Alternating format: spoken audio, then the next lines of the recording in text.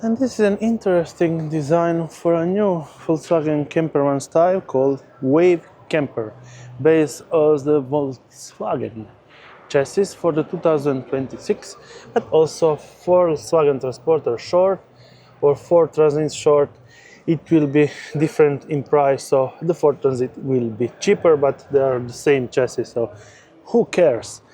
Standard Ford Transit Volkswagen chassis, two slidable seating areas with Isofix, Dometic fridge, and a standard Dometic two-burner stove with sink that we see also in campervans.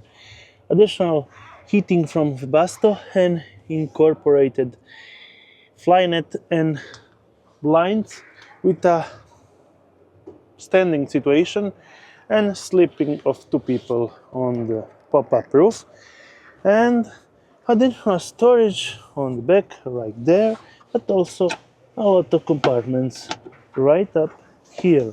And going on the back, you can check this situation like here, so you can get additional sleeping space on that part, folding down the bench and the sitting area on the back.